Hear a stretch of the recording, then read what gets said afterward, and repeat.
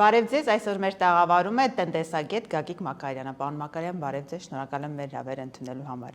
Պարոն Մակարյան, մենք ամեն շաբաթ գրեթե տեսնում ենք Ռուսաստանի կողմից սահմանափակումներ Հայաստանի տնտեսության հետ կապված, նախ գյուղմթերք էր, հետո ձկնամթերքը, օրերս նաև կաթնամթերքի մասին հայտարարվեց։ Մենք հասկանում ենք, որ մեր ամբողջ շուկան Ռուսաստանի հետ է կապված եւ արտահանման մեծ մասը առյուծի բաժինը ընկնում է հենց այդ շուկան, ԵԱՏՄ շուկան եւ մասնավորապես ռուսական շուկան։ Եթե սահմանափակումները գնալով ավելանում են, ինչ է լինելու Հայաստանի տնտեսության հետ։ Ասեմ ձեզ, այո։ Ցավոք սրտի տարիներ շարունակ ուշադրություն քիչ հատկացվեց այլ երկրներում շուկաներ որոնելու հարցին եւ քանի գնաց ԵԱՏՄ-ի շրջանակներում խորացան մեր հարաբերությունները ԵԱՏՄ-ի եւ Ռուսաստանի հետ։ Ես բազմից անգամ ասել եմ, դեռ ամենասկզբում, երբ որ մենք հայտարարեցինք, որ ԵԱՏՄ-ի անդամ ենք դառնալու, ես այն ժամանակ էլ ասացի, որ ԵԱՏՄ-ն միջին եւ միջինից ցածր մրցունակության տնտեսություն է։ Եվ Հայաստանի համար որոշակի ձեռնտու է, որոշակի տարիների շրջանում ոչ շատ մրցունակ ապրանքները վաճառելու համար։ Այսինքն ստանդարտների մասն է խոսքը, չափորոշիչներ։ Այսինքն Հայաստանի համար ժամանակավորապես այդպես անցումային էր այդ իրավիճակը, որ քանի որ Հայաստանի տնտեսությունը դեռ վերակառուցելու կարիք ուներ եւ շատ մրցունակ չէր, սերտիֆիկատների ստանդարտների խնդիր կար եւ այլ, դրա համար ԵԱՏՄ-ն այդ առումով բավարարում էր։ Եվ քանի գնաց ԵԱՏՄ մենք մխրճվեցինք ավելի ու ավելի շատ, որովհետեւ ԵԱՏՄ-ում առևտուր անելը, առևտրով զբաղվելը ավելի հեշտացել է։ Ինչով է հեշտացել։ Առաջինը դա ոչ միայն օրենքներն են, որ ասենք թե հարկերի առումով հարմար է, կամ ասենք թե ազատ տեղաշարժի այդ իրավունքը կա, կապիտալի, ապրանքների, ծառայությունների եւ այլ, նաեւ առաջինը մշակույթի նմանությունը։ Խորհրդային միության անդամ երկրներ, ռուսերեն լեզվի իմացությունը կա բոլորի մոտ, կարելի ասել, լավ ու վատ ծանոթություններ, ընդհանուր ընկերներ, ընդհանուր հարաբերություններ, որոնք դեռ խորհրդային ժամանակներից գալիս են, ակտիվ հայկական սփյուռք կամ միգրանտներ, որոնք ապրում են ԵԱՏՄ-ում եւ հիմնականում Ռուսաստանում, որոնք նույնպես դերակատարություն ունեն սպառումների, հարաբերությունների ձևավորման, բիզնեսով զբաղվելու համար, կոռուպցիա,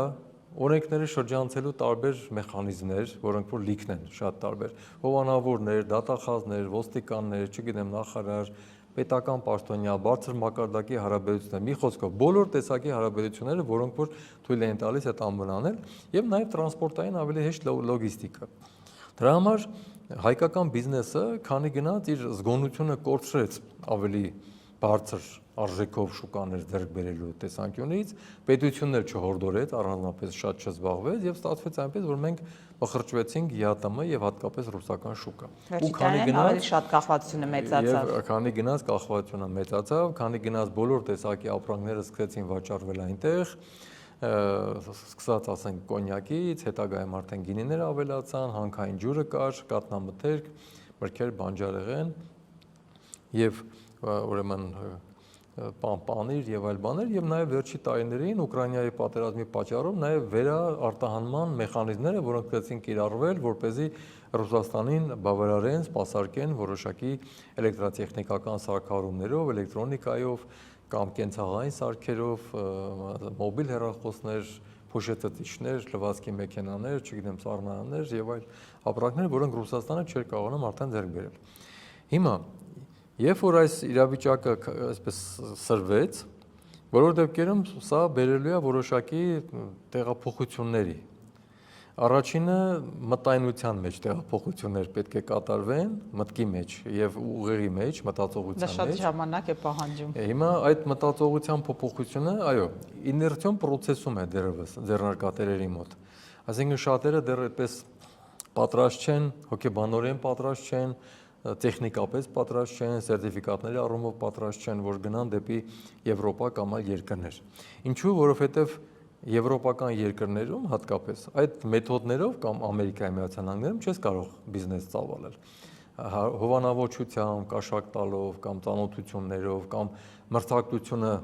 խեղդելով, չէ՞, տեսեք, հսկա Ռուսաստանում նաև քիչ չեն դեպքերը, որ հայերը իրար հետ մրցակցելով իրար կարող են վնասել, չէ՞, նույնիսկ միջև սպանության դեպքեր ունենք, չէ՞, որ ասենք մրցակիցներին վերացնել եւ այլն։ Այսինքն այս իրավիճակները կան։ Եվ ես դրա համար եմ անդադ ասում, որ ձեռնարկատիրական մշակույթը կարևոր գործոն է, որի վրա պետք է պետությունը ուշադրություն դարձնի։ Այսինքն պետությունը պետք է եւ տեսչական ստուգումներով որակին հետևի եւ վստահ լինի, որ օրենքները կիրառվում են եւ Հայաստանի ազգային օրենքները եւ ԵԱՏՄ-ի օրենքները, եվրոպական օրենքները արդեն հաջորդը պետք է թրեյնինգներ անցկացնել, իրազեկել եվրոպական շուկան, տոնավաճառներ, բիզնես, B2B հանդիպումներ շատացնել։ Հիմա խիստ այդ ձեր Եվ ասած անպատրաստ վիճակով ուսուցողական տուրեր, օրինակ հիմա էկոնոմիկայի նախարարությունը էլի խոսում է B2B, այդ բիզնես հանդիպումների մասին կամ բիզնես ֆորումների մասին, բայց ես բայց նաև հակառակ կողմից չի սկսել, նախ դա պետք է լիներ նոր այս արտահանման բայց ես շատ մեծ տեղ կտայի ուսուցողական այցերին, որ մեր նույն ոլորտի արտադրողները այցելեն նույն ոլորտի արտադրողների, ասենք Ֆրանսիայում, Գերմանիայում կամ եվրոպական այլ երկրում, որպեսզի տեսնեն, թե այդ մշակույթը արտադրական, այդ սանիտարահիգիենան, այդ ֆիտոսանիտարական պահանջները, սերտիֆիկացումները ինչպես են իրականացնում, անձնակազմի առողջությունը, նրա արտահագուստը, ինչպիսի բաներ են դրված, արգելքներ, որ տարածքներում ինչպես պետք է աշխատել եւ այլն եւ այլն։ Ես օրինակ շատ եմ ուսումնասիրել եվրոպական տարբեր ձեռնարկություններ եւ Ֆրանսիայում եւ Գերմանիայում եւ Բելգիայում եւ Նիդերլանդներում եւ Շվեդիայում եւ այլն, բայց հարցը նրանումն է, որ այդ պատկերացումները մեզ մոտ շատերի մոտ հերվից են, որտեղ եթե իրենք երբ որ նույնիսկ ոմանք պայմանագրեր են կնքում եվրոպական երկրների ֆիրմաների հետ, հաճախ իրենք այդ ֆիրմաները չեն էլ այցելում կամ այցելում են ընդամենը գրասենյակը, ոչ ավել, բայց արտադրությունները եւ այլն պետք է տեսնել։ Եվ այդ սերտիֆիկատները բավականին արժեքավոր են։ Իհարկե հիմա կառավարությունը արդեն 1 տարուց ավել է, որ սուբսիդավորում է այդ ստանդարտների ստացման ծախսերը եւ հիմա էլ մտադրություն ունի որոշակի գումարները ավելացնել, բայց միևնույն է դա դեռևս էլի չի բավարարում եւ շատերը էլի ռիսկ չեն անում։ Երկրորդ խնդրեմային է, որ այդ ձեռնարկատիրական մշակույթի մի մասը կազմում է իրավական կողմը։ Եվրոպական դիրեկտիվների օրենքների իմանալը, արբիտրաժային վեճերում կարողանալ եվրոպական ստանդարտներով այդ վեճերին մասնակցել, պայմանագրերը կնքել օտար լեզվով, բանակցել օտար լեզվով, կարողանալ ռիթմիկ մատակարարել, կարողանալ ճիշտ լոգիստիկաներ կազմակերպել եւ այլն, որոնք որ էլի շատ կարեւոր են։ Եվ երրորդ խնդրեմը, որը որ մենք էլի ունենք, այս ամենին մեկտեղ մեր լաբորատորիաների խնդիրն է։ Արտահանման զարգացման ռազմավարության մեջ, որը կառավարությունը ընդունել է 25 թվականին, ինքը իր ձեռքով գրել է, որ սննդի անվտանգության տեսչությանը ապահովել ժամանակակից լաբորատորիաներով։ Լաբորատորիաներ եւ մասնագետներ են պետք, որպեսզի դրանք լինեն հավատարմագրված եւ ճանաչելի եվրոպական երկրներում, եւ այդ ակրեդիտացիան, ճանաչելիությունը պետք է լինի այնպես, որ տարբեր ապրանքներ կարողանաս այդ լաբորատորիաներում ստուգել։ Եվ այդ ստուգման արդյունքը, այդ արձանագրությունները լինեն անցողիկ այդ երկրներում։ Հիմա մեր լաբորատորիաները հիմնականում տեղական լաբորատորիաներ են եւ էկոնոմիկայի նախարարության հավատարմագրման, ասենք թե կառույցի կողմից են հավատարմագրված, ակրեդիտացված։ Եւ այդ ակրեդիտացիաները առանձնապես ճանաչելիություն չունեն։ Եվ բոլոր ԱՊՀ երկրները, ոչ միայն ԵԱՏՄ-ն, նաեւ նախկին խորհրդային երկրները ամենը նույն խնդիրները ունեն, որովհետեւ բոլոր համարը ունեն ճանաչելիության խնդիր։ Իրենց ազգային ստանդարտների ինստիտուտը ունի ճանաչելիության խնդիր, որը որ միայն ազգային է, դեռ ներքին բանում է,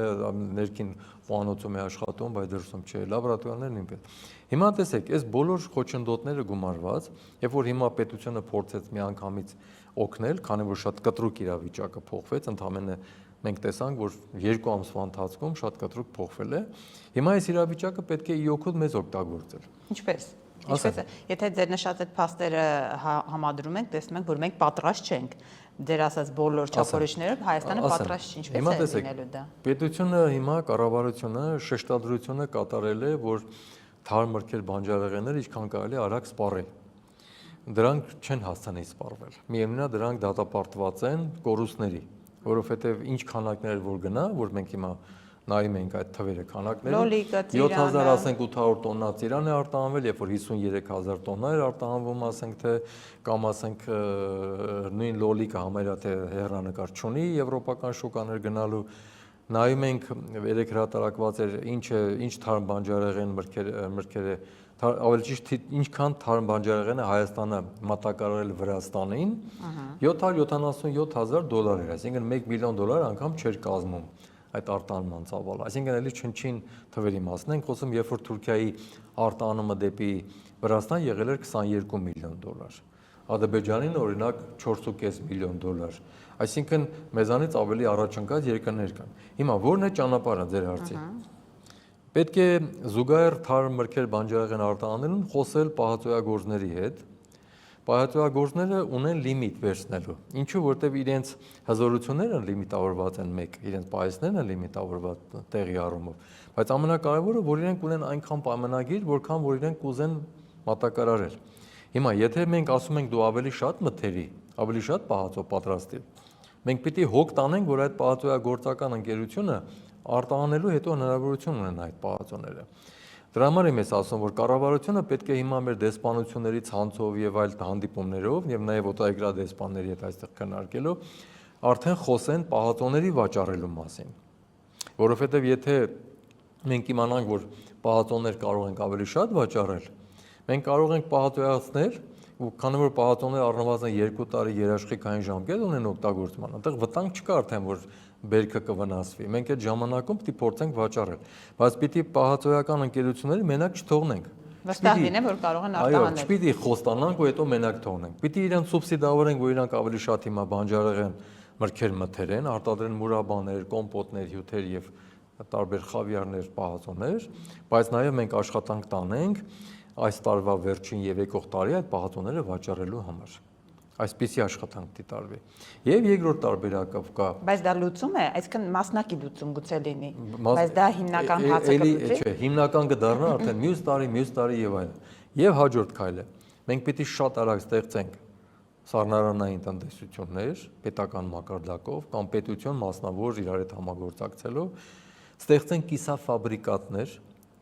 ասենք օրինակ նույն լոլիկը տակառներով կիսաֆաբրիկատ սարքել, պահել հետագայում տոմատ կամ այլ արտադրանքներ թողարկելու համար։ Նույն ձևով ասենք թե հյութերի այդ խտացված մասով պահել տակառների մեջ, ասեպտիկ տակառների մեջ, հետո նրանք օգտագործեն պահածոյագործական գործարանները, նաև շուրջ տարի աշխատեն, որի պատճառով իրենց ինքնարժեքները կնվազի, իրենք էլ մրցունակ կդառնան։ Այսօր մեր պահածոյական գործարանները աշխատում են մայիսից մինչև նոյեմբեր հիմնականում։ Հետո սկսում են վաճառել իրենց արտադրանքը։ Աշխատողներին տուն են թողնում եւ այլն ձմռան ամիսներին, բայց եթե լիներ կիսաֆաբրիկատներ, իրենք կարող են աշխատել շուրջ տարի։ Հետևաբար սրանք պիտի շատ արագ արվեն, բայց բոլոր դեպքերում այս տարի կորուստներ կլինեն։ Դա է ուզում հասկանալ, այսինքն այս տարի համարեն կորսված տարի այդ ամբողջի հետ կապված, բայց արդյոք հիմքեր կան ասելու, որ մյուս տարիներին կարող է եւ լինի։ Եվ մյուս տարիներին, բայց այդտեղ մի խնդիր կա, որ ես ուզում եմ անդրադառնալ անպայման եւ նաեւ մի անգամ էլ քննարկմանը հմեկով այդ մեծ բանավեճ ծրագրի շրջանակում ես այդ հարցը բարձրացրեցի։ Ֆոն դեր Լայենը երբ որ եկավ գնաց եւ այլն խոսվեց այդ օգնությունների մասին, բայց ժամկետների մասին շատ հստակ չի խոսվել։ Ինչքան ժամանակ Եվրոպական միությունը շարունակի այդ թույլտվությունները տալ։ Չէ, ոչ այդտեղ ֆինանսական աջակցությունը այդքան շատ կարևոր չի։ Ավելի շատ այդ որ ասել է 80% ապրանքների կարող են առանձնամաքսատուրքի արտահանվել։ Հետո էկոնոմիկայի փոխնախարարը պարզաբանեց, որ այդ 80%-ի մեջ մտնում են GSP+-ի բոլոր ապրանքները, որ մենք ժամանակին GSP+-ով թույլտվություն ունեինք առանց մաքսատուրքի արտահանելու, այնտեղ հիշեցնեմ 6200 ապրանքներ էր։ Հետո մինչև դա հասավ համարյա 7000-ի, բայց հիմնական սանդղակը 6200 տեսակի ապրանք էր, դա շատ մեծ թիվ էր։ Դրան ավելացել են նաև գյուղապրանք, գյուղատնտեսական ապրանքներ, այսինքն այդ 80%-ը շատ էականորեն լայն քանակություն է ապրանքների։ Հիմա բայց քանի տարի դեռ, քանի որ այս տարի այսպես եղավ, հիմա եկող տարի այդ համակարգը կգործի, մյուս տարի կգործի, որովհետև եւ մենք առնվազն միջև 30 թիվը այս վիճակը ձգելու ենք, մենք չենք կարողանալու արագ խնդիրները կներեք, երբ որ ասում եք ձգելու ենք, այդ նշանակում է, որ այս տեմպերը Ռուսաստանի հետ շարունակվելու է, սա անդառնալի է։ Շարունակվելու դեպքում էլ նույնիսկ մենք պիտի հետ չկանգնենք մեր այլ շոկաներ գտնելու տարբերակով եւ օտար երկրներում մեր շոկաները կկայանան 30 թվի շրջանում։ 30-31 թվերին, այսինքն առնվազն մեզ մի 4-5 տարի 3 տարի, 4 տարի պետք է կամ 5 տարի պետք է, որ մենք կայանանք այդ շուկաներում։ Եվ հաջորդ բլոկը, Բայց կդիմանա Հայաստանի տնտեսությունը 5 տարի այս տուրբուլենտ իրավիճակին, ապրանքները երբ որ փչանում են, մարդիկ չեն էլ ուզում մշակել։ Հաջորդ սխեման, որ պիտի կիրառվի, դա մուսուլմանական երկրների շուկան է։ Մուսուլմանական երկրների շուկան էլ ունի ուրիշ սահմանափակություն, դա հալալ սերտիֆիկատի առկայությունն է, որը պետք է ունենաս, որ կարողանաս շատ բաներ վաճառել եւ նաեւ այլ սերտիֆիկատներ էլի, որոնք որ նաեւ Եվրոպայում ընդունվում են։ Հիմա այդ հալալ սերտիֆիկատների հետ կապված խնդիր կա, որ պետությունը պետք է հոգ տանի։ Որն է խնդիրը։ Հալալ սերտիֆիկատի սերտիֆիկացումը միայն արժի առնվազն $4000։ Էժան չի։ Պետությունը սուբսիդավորում է, բայց դա բավարար չէ։ Հայաստանում չկա հալալ սերտիֆիկացման մարմնի ներկայացություն։ Ուրեմն հարկավոր է մտածել ներկայացության մասին մեկ։ Երկրորդը, հալալը տարբեր մուսուլմանական երկրներում ունի տարբեր հավատարմագրում։ Այսինքն Իրանի Իսլամական Հանրապետության համար ձեռք բերված հալալը շատ հնարավոր է, որ Հորդանանում չկիրառվի, չկարողանաս օգտագործել, կամ Իրաքում չօգտագործես, կամ Սիրիայում չօգտագործես։ Տարբեր երկրներ ունեն իրաց ներքին հավատարմագրման պահանջները, որի պատճառով սահմանափակվում է հալալի կիրառությունը։ Հիմա հարկավոր է այդ տեղեկատվությունները տալ, հարկավոր է այդպես տեղեկատվական կենտրոն ստեղծել, թեժ գծի նման կենտրոն ստեղծել, որը որ այդ սերտիֆիկատների մասին ասի, global gap-ի մասին են ասում այգիների, բաների եւ այլն, չէ, ջերմոցների։ Ասեմ նաեւ, որ global gap-ը շատ բարձր սերտիֆիկացում է, ինչու, որովհետեւ դա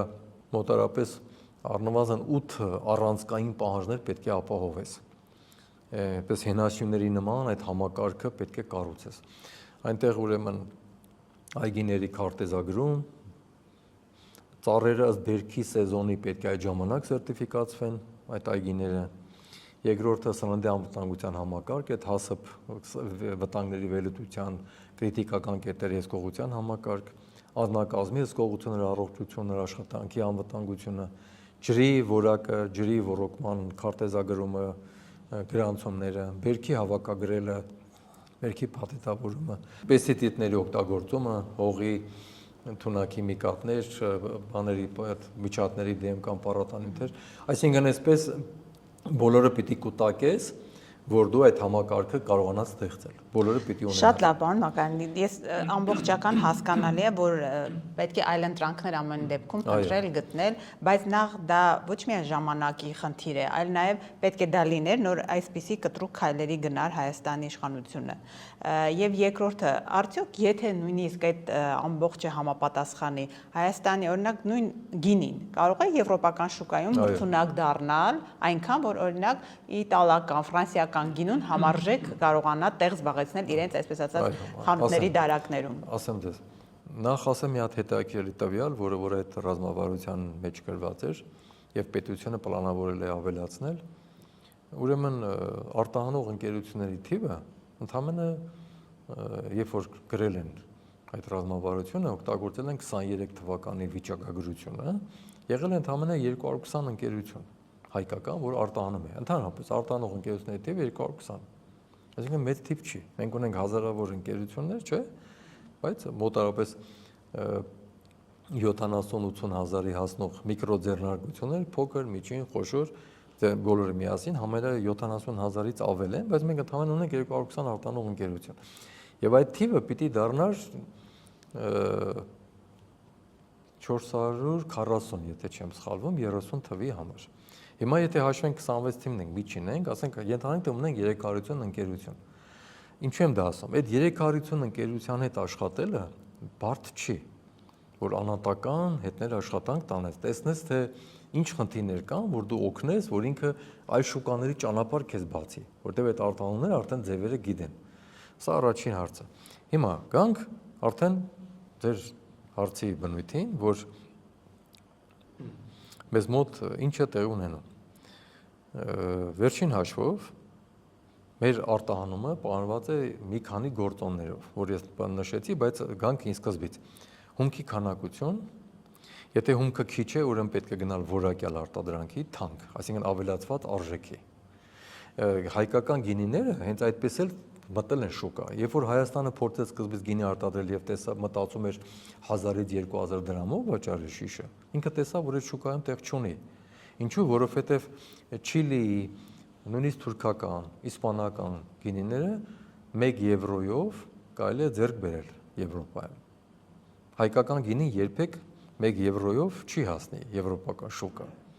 Հետևաբար մեր սանդղակը մենք փոխեցինք։ Դրա համար հայկական գինիները հիմա ընտրել են 15-ից 20 դոլար անոց գները։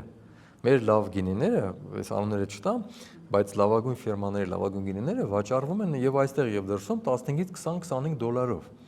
Այդ շեմը իրեն կարող են զբաղեցնել։ Շատ քանակ չի, բայց թանկ որակյալ ուրեմն շեմ է։ Հիմա ավելի ռիսկային է մեր համար դառնում կոնյակի հետ կապված խնդիրը, որտեղ եթե մենք Սեպայի պայմանագրով գույն տված կոնյակ չեն տանելու։ Այո, մեզ սահմանափակել են կոնյակ բառը օգտագործել, ուրեմն մենք պիտի գրենք, ասենք հայկական բրենդի, Armenian բրենդի պիտի գրենք, Armenian բրենդին արդեն դա բրենդների շարքում պիտի տեսնենք, թե ինչպես կարող է, ասենք, էլի հրճակը ձեռք բերել։ Հիմա, այստեղ շատ լուրջ աշխատանք ունի կատարելու Սփյուռքի հանրակատարը եւ Սփյուռքի հետ հարաբերությունները պետք է շատ լավացվեն։ Բայց այդ հարաբերությունները վերջի տարիներին հակառակը։ Սփյուռքի հանրակատարի ինստիտուտը այդ կառույցը չգիտես ինչու կոնֆլիկտներ վեճերի մեջ մտավ տարբեր պատճառներով ընդհատվեցին այդ հին տրադիցիոն լավ հարաբերությունները։ Ինչու, որտեվ հայկական Սփյուռքին բացատրել պետք չի, որ սա նույն կոնյակն է։ Ինքը նույնիսկ Armenian բրենդին կգնի որպես կոնյակ իր մտածողության մեջ եւ դրանով կարող է սպառմանը խթանել։ Հիմա տեսեք Փարիզ ինչ որ տեղեր որ վաճառվել են մեր ծիրանը, բարձում է որ մի մասը հայկական խանութներ են ձեռք մեկնել, որ այսինքն էլի ֆրանսիացին չի մաքուր, այլ մաքուր եվրոպացին չի։ Հետևաբար Սփյուռքը ստանձնում է նոր դերակատարություն։ Եթե միջև հիմա Սփյուռքին փորձել են տարբեր կերպ անտեսել, հիմա ժամանակն է, որ կառավարությունը Սփյուռքի հետ շատ լավ հարաբերություններ ստեղծի, հենց իր արտահանման համար։ Վերջին հաշվով աշխարհի 190 երկրներից առնվազն 70-80-ում բավականին մեծ թվով Սփյուռք կա։ Իսկ դա էական սպառման շուկա է նաև։ Եվ հայերի շրջանում կոչերը նրանց հետ աշխատանք տանելը որպես աջակցություն իր երկրին, իր ժողովրդին, իր հարազատներին, որոնք այստեղ այդ նույն գինի ու կամ կոնյակի արտադրող են աշխատում, կամ ֆերմերային տնտեսություն են աճես պահպանում եւ այլն այդ ճանապարհով։ Եվ այստեղ նաեւ շատ կարեւոր է, որ հայկական որակի մասին մտածենք, հայկական բրենդ հասկացողություն գոյություն չունի։ Հայաստանը պիտի այս ճանապարհ աշխատի իր բրենդինգի վրա, որպես պետություն, որովհետեւ Հայաստանի արևը եւ հողը ունեն բավականին լավ համբավ պատմական գրքերում կամ տարբեր դարերի մեջ, բայց ապրանքային բրենդ հասկացողություն գոյություն չունի։ Մենք պիտի այդ հողի արևի լավ բրենդը օգտագործենք ապրանքային բրենդ դարձնենք։ Եվ դրա համար մենք պիտի որակի վրա աշխատենք բնականաբար եւ նաեւ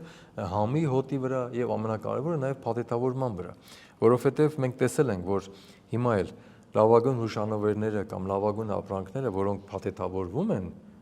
թանկարժեք, իրենք արժեք ունեն։ Դու գիտեք, չէ՞, որ ֆրանսիական օրինակ գինիների ներողություն, ֆրանսիական օծանելիքի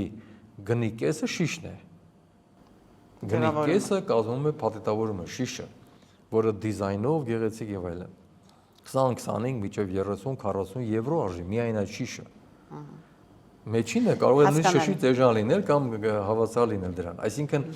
հասկանալի է արդեն դառնում, որ որոշ ապրանքների համար պետք է շատ լուրջ աշխատանք տանել փաթեթավորման վրա։ Տեսեք, մենք խոսում ենք տնտեսական այս խնդիրներից, բայց ակնհայտ է, որ տնտեսությունն ու քաղաքականությունը միախառնված է ամեն ինչում եւ Ռուսաստանը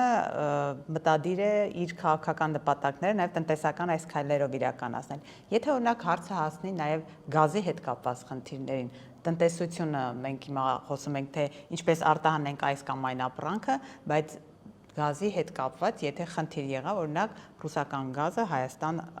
չարտահանվեց կամ շատ բարձր գներով արտահանվեց, այստեղ ինչ խնդիր ենք ունենալու եւ ունենք մենք այլընտրանք։ Օրինակ հիմա ասում ենք եվրոպական շուկան Հայաստանի մթերքի համար կարող ենք ստանդարտացնել եւ համապատասխանեցնել։ Իսկ գազի դեպքում ինչ ունենք։ Այստեղ էլ լուծումներ կան, ես ասեմ, նախ Ռուսաստանը դա չի շտապի անել, որովհետեւ Ռուսաստանը բոլոր դեպքերում իր լծակներից չի ցանկանա զրկվել։ Մթերքների մասով ինչքան քաղաքական է, նաև տնտեսական էլ կա։ Ես ասեմ, որ որակի առումով ես համաձայն չեմ շատ տարբեր մասնագետների, որոնք միայն փորձում են այս խնդրը դարձնել քաղաքական։ Որակը գուցե ինչ էր, բայց հիմա է նկատում որակը Մեր լավ չի։ ապրանքների որակը շատ դեպքերում իրոք ռուսական Ռոստեխնադզորի ստուգումները ճիշտ են։ Շատ դեպքերում խնդիրները կան։ Մեր պաշտպանությունը խնդիրների առումով նաև, եթե տեսնեք, շատ пассив է։ Այսինքն մենք ապացույցներ չենք բերում, մենք արտոնագրություններ չենք ցուցադրում, մենք չենք ուղարկում, մենք չենք գնում ինչ-որ ռեֆերենս լաբորատորիաներում ստուգում կատարենք դրսում կամ այլտեղ եւ այլն, բերենք ռուսական կողմին ցույց տանք։ Մենք այդ ստուգումներին ռուսական բրիգադների հետ մասնակցում ենք, բայց հետո շատ ակտիվ չենք ասում, որ ինչ ենք հայտնաբերել, ինչ չենք հայտնաբերել, ինչը կար, ինչը չկար։ Այսինքն մեզ մոտ որ սանիտարահիգիենիկ պահանջների առումով խնդիրներ կան, ես համաձայն եմ։ Այն, որ սննդի անվտանգության մասին Հայաստանի օրենքը, որ դեռ 14 թվականից ընդունված է, վատ է կիրառվում, ես գիտեմ։ Այն, որ շատ արտադրողներ այդ սննդի անվտանգության հասып համակարգերը չունեն, ես դա գիտեմ։ Այն, որ մի մասում ունի ձևական ունի, ես դա գիտեմ։ Այսինքն այստեղ լիքը խնդիր կա։ Հիմա գան գազին, որն է այլընտրանքը։ Կա 3 այլընտրանք։ Ռուսական գազի մի այլընտրանքը թուրքմենական գազը կարող է լինել։ Երկրորդ այլընտրանքը, որ ես շատ ուրախացա, որ մեր տարածքային նախարարը Իրանում լուրջ քննարկումներ եւ հետաքրքիր պրոյեկտներ առաջ քաշել, բավականին լուրջ ռազմավարական պրոյեկտներ, Մեղրու էլեկտրակայանի կառուցումը, ասենք թե այդ բարձրավուրդ գծի կառուցման ավարտելը շուտ, նոր գծի կառուցում էլեկտրական տեղափոխման, որ Հայաստան, Վրաստան, Իրանը, Ռուսաստանը մտնեն մի համակարգի մեջ, կամ ասենք թե հիդրոկայանի կառուցման գաղափարը Արաքս գետի վրա 200 մեգավատ հզորությամբ եւ այլն։ Եվ ամենակարևորը Իրանը պատրաստ է գազի քանակը ավելացնել։ Հիմա այդ խողովակով ինչքան կարելի է ավելացնել, եթե թեր սնուցում է արվում ուրեմն ուժեղացվի կամ ճնշումը մի փոքր ավելացվի, ասենք մեկի փոխարեն ասենք 1 ու 2 դարձնենք, էլի ճնշում օրինակի համար, որը վտանգ չի ստեղծում խողովակաշարին, բայց զանգվածը տեղափոխվող գազի 1 ու 2 անգամ կավելանա, այսինքն 20%-ով կաճի օրինակի համար, բայց դա էլի չի բավարարի։ Հիմա մյուս այլընտրանքը, որը լուրջ այլընտրանք է, արևային էներգետիկան է արդեն, եւ քանի որ մենք ռազմավարություն ենք ընդունում, որ կուտակիչներ ստեղծենք եւ նաեւ Եվրոպան է ցանկանում օգնել եւ այդ ծրագրերը առաջ կգնան եւ Հայաստանը այսօր արդեն մոտ 1200 մեգավատ արևային էներգիա ունի, եթե կուտակիչներ լինի։ Մենք շատ արտադրություններ եւ կենցաղը կանցկացնենք էլեկտրականության վրա։ Ոչ թե գազից, գազի օջախներ տներում, այլ ինչպես առաջներում ա եղել էլեկտրական օջախներ, շատ արտադրություններում էլեկտրական, բայց այստեղ մի բայց կա։ Էլեկտրաէներգիայի գինը 1 կիլովատժամ պետք է նվազի։ Հեցի ռազմավարությունը եւ հեցը որպես գերակաշահ ճանաչելը պիտի լինի արդարացված միայն այն դեպքում, եթե էլեկտրականության գինը էականորեն կնվազի։ Եթե պետականացնել, ապա պետք է նվազեցնել։ Պիտի անպայման դրան ձգտեն։ Եթե ոչ, գերակաշահի իմաստը կորում է։ Հասկանալի չի ինչու ես գերակաշահ ասում, եթե պիտի վերցնես նույն համակարգը, նույն ձևի շահագործես։ Բայց ո՞րն է գերակաշահը։ Գերակաշահ ես կհամարեմ, եթե կառավարությունը ընդունի ռազմավարություն, որ այնքան օպտիմիզացնի հեցի վիճակ, այսինքն այնտեղ սուբսիդիաներ տրամադրի, փոխառություն կամ վարկեր, որպեսզի այդ համակարգը կատարելագործվի, այնտեղ մի քանի կարող է միլիարդ դոլար ներդրում պետք լինի անել, բայց շատ գեղեցիկ համակարգ դարձնել ապագայում։ Եթե այսօր 200 կիլովատ ժամից ավելը արդեն մուծում են 50 ինչ-որ կոպեկներով դրամ, 1 կիլովատ ժամը, այդ գինը պետք է իջեցվի 28-ից մինչև 30 դրամ, ոչ ավել։ 30 դրամից դե ավել համարյա չլինի հոսանքի գինը։ Եթե 30 դրամի մեջ մենք տեղավորվում ենք, մենք ուրեմն ունենք այլընտրանք արդեն։ Բայց ոնց հասկանում ենք, ոչ թե պետականացնում են, այլ ուզում են պետականացնել եւ ընկերություն այլ գտնել մասնավոր։ Դե ուրեմն մասնավոր առաջ պիտի, եթե ուրիշ մասնավոր պիտի բերվի, պիտի շատ խիստ այդ պայմանագիրը դրվի։ Եվ ինչ ժամկետներում դա պիտի արվի, որովհետեւ պետությունը պիտի, ժողովուրդը պետք է հասկանա գերակաշահի իմաստը եւ պետությունը պիտի շահի։ Հիմա տեսեք, մի կողմից մենք գոռում գոչում ենք, որ ռուսները այսպես են, այնպես են, շատ քաղաքական կուսակցություններ լրիվ հակառուսական նաեւ իրանց բանը տարան, ծրագրերն ու ագիտացիան տարան ընտրությունների ժամանակ, չէ՞։ Կարևոր չի որ ձայներ հավաքեցին, թե չհավաքեցին։ Հիմա էլ շատերը էլի անդադ խոսում են, բայց եթե մենք միայն պիտի խոսենք ու ոչ մի էական քայլ չկատարենք, այդ դեպքում ինչի համար ենք խոսում։ Իմաստը ո՞րն է։ Չէ՞ որ այդ Բայց գազի խոսակցությունը գնով կարծում եք, որ ամեն դեպքում Ռուսաստանը չի շտապի։ Չի շտապի։ Ռուսաստանը դեռ չի շտապի։ Եվ այդ ժամանակը կարելի է օգտագործել։ Այսինքն եթե մենք հիմա սկսենք հիմիկվանից այդ ռազմավարությունը շարժվել, մենք մի 4 տարի հետո դրան պատրաստ կլինենք արդեն էլեկտրականության հասնելու 4-5 տարի։ Եւ քանի որ բան մական խոսեցինք հեծի մասին, այսօրեն նաև գործընթացներ են իրականացվում մեկ այլ գործարարի հետ կապված, խոսքը Գագիկ Ծառուկյանի։ Ես ուզում եմ հարցին ընդհանրական անդրադառնանք։ Տեսեք, արդյոք երբ որ պետությունը նման կերպ է վարվում մի մարդու հանդեպ, մի գործարարի, որը մեծ ներդրում ունի երկրում, հիմա Արադ ցեմենտի մասին պետականացնելու մասին են խոսում, իր ամբողջ բիզնեսները կարծեք թե հարվածի տակ են։ Այստեղ խնդիր չունի տնտեսությունը, որովհետև արդյոք դա որոշակի ազդակ չի նաև այն մեծահարուստներին, այն գումար ունեցող մարդկանց, որոնք ուզում են Հայաստանում ներդրում անեն, ինչ որ բան ստեղծեն, կամ նույն Հայաստանի գործարարի հետ կապված սա բտավախություններ չի ստեղծում։ Ասեմ, խնդիրներ կան, ակնհայտ կան։ Նախ ասեմ հետևյալը, որ հեծի տարբերակով պետությունը պետք է ապացուցի, եթե ինքն է վերցնում կամ ինքը անում է, եւ հետո ինքն է պահելու, որտեղ այդ խոսակցները, որ կարող է վերավաճառի, կարող է եւ չի վերավաճառում։ Պետությունը պետք է ապացուցի, որ ինքը լավ կառավարիչ է բիզնեսի մեջ, որը դժվար է լինելու ապացուցել։ Սկսենք դրանից։ Այո, մասնավորն ավելի լավ։ Երկրորդ օրինակը Արարատի ցեմենտի գործարանն է, որ պետք է էլի պետությունը ապացուցի, որ ինքը լավ կառավարիչ է։ Հիմա, որովհետև մենք գիտենք, որ նաև պետությունը փայեր ունի Զանգեզուրի պղնձամոլիբդենային կոմբինատում կամ Լիդիանում, բայց Զանգեզուրի պղնձամոլիբդենային կոմբինատը իհարկե հիմա 1000 խոշոր հարկատների կիսամյակով առաջի տեղն է եկել, որը շատ ողջունելի է, բայց պետության դերը, երբ որ այնտեղ նաև միտինգներ, տարբեր պատմություններ եղան մի ամիս աշխատել, մենք այդտեղ առանձնապես չնկատեցինք։ Այսինքն պետությունը մնաց пассив վիճակում իր 20% թե 22% ունենալով։ Այսինքն կառավարման մեջ ինքը չմխրճվեց կարծես թե, բայց իր ասելիքը երևի ուներ, որ պիտի ասեր։ Վերջին հաշվով նաև պետական տեսչական մարմինները, որոնք հենց ուղղված են նման դեպքերում հասկանալու իրավիճակները, պետք է այդ իրավիճակները հասկանալի ձևով կարողանան վարել։ Տեսչական մարմինները, օրինակ նույն ասենք հենց առողջապահական աշխատանքի տեսչությունը, որը աշխատողներ են կրճատվում, աշխատողներ են փոխվում կամ ինչ որ հանվում են կամ չգիտեմ ինչ են լինում, որ մարդիկ չեն աշխատում, բողոքում են եւ այլն, տեսեք ոչ մի չի ասում։ Իրեն թվում է, թե տեսչական մարմնին թվում է, թե իր գործը միայն երբ որ հայտեր կլինեն, ինքը գնա ինչ որ միտեղ ստուգում անի, դա է։ Ոչ։ Պետք է արձագանքի ինքը իրավիճակներին, որը չի արձագանքում։ Հիմա գանք ինչ խնդիրներ կան։ Խնդիրները շատ են, որովհետև էլի տարբեր առիթներով խոսել ենք դրա մասին, ես ասել եմ, որ խոշոր ձեռնարկությունները իրեն շուրջը պահում եւ աշխատացնում են հազարավոր փոքր ձեռնարկություններ։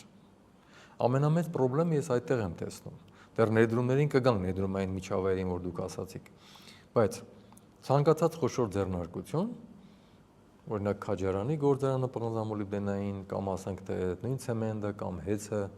որոնք ունեն հարյուրավոր աշխատողներ կամ հազարավոր աշխատողներ, նրանք իրեն շուրջը 1000-ից 3000 մինչև 4000 ՓՄԶ են իրեն շուրջը պահում, փոքր ձեռնարկություններ են պահում, որոնք իրենց մատակարարում են բաղադրիչներ, նյութեր, կենցաղային ինչ-որ ապրանքներ, անձեռոցիկ, չգիտեմ ինչ-որ ուտելիք, չգիտեմ ինչ-որ տարբեր բաներ, լարեր, ինչ-որ ապահովիչներ, տարբեր սարքեր, տարբեր բաներ եւ այլն։ Եվ այդ ընկերությունները կայուն գոյատևում են, որտեղ այդ խոշոր ընկերությունը կայուն վիճակում է։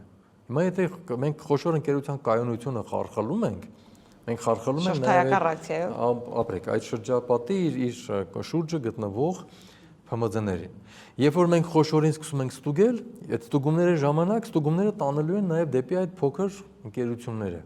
Փոքր ընկերությունները պիտի ահաբեկվեն, որոշները հայտնվեն հարվածների տագուցե կամ ոչ,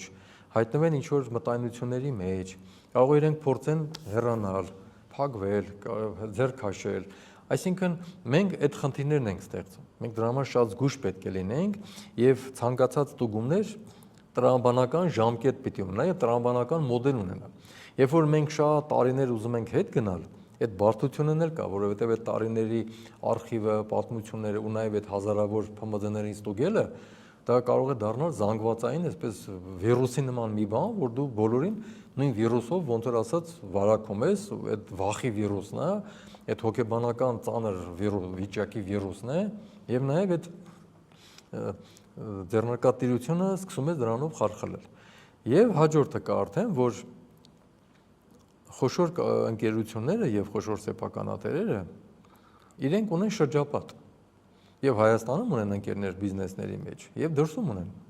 Բնականաբար իրենց ընկերները պիտի հետաքրքրվեն ինչ է կատարվում։ Ինքը հո չի ասելու, որ գիտեք, ես մեղավոր եմ կամ այս խնդիրը կա, պետությունը լավ է անում, ստուգում է։ Ինքը պիտի ասի իր տեսակետով, չէ՞։ Մանավանդ եթե այդ տեսակետը այնպեսին է, որ ինքը իրեն համարում է ճիշտ։ Եթե իր վրա ճնշումները համարում է, որ այսինքն վատ ազդակ է գնում իր վատ ազդակ է գնալու իր ընկերներին, գործարարներին եւ այդ աշխարհի երկրների տարբեր բիզնեսների։ Եվ հետեւաբար ներդրումային միջավայրի հետ կապված ներդրումային միջավայրի ամենամեծ խնդիրներից մեկը, որ նաեւ օտարերկրյա ներդրողները նշել են, նաեւ Հայաստանի հետ կապված, այն է, որ հաճախակի փոխվում են հարկային դրույքաչափերը։ Հիմա դրույքաչափերի փոփոխությանը նաեւ փոփոխվել է քաղաքականությունը։ Երբ որ քաղաքականությունն է արդեն փոխվել, իսկ քաղաքականությունը արդեն չափելի չի, դրույքաչափ չի հարկային, որ ասես այսքան է, թե այսքան չի։ Քաղաքականությունը չափելի չի, այդ քաղաքականությունը կարող է շատ տարբեր կերպ դրսևորվել։ Հետևաբար դա կառաջացնի վախ, մտայնություն, իհարկե ներդրողների համար եւ ներսում, այսօրվա, եւ այլն։ Ընդ որում տեսեք, որոշ մարդիկ, որոնք որ Եվրոպամետ են կամ ինչ-որ վերլուծություններով հանդես են գալի մամուլներով, արդեն ուրիշ խոշոր բիզնեսների անուններ էին տալիս, որ միայն չպիտի սահմանափակվել Արարատ ցեմենտով կամ միայն Գագիկ Ծառուկյանով, եկեք նրանք այն մյուսների անուններն էին տալի, այս անունները չտան, բայց նաև մյուսների հարցերին են ակնարկներ գնում։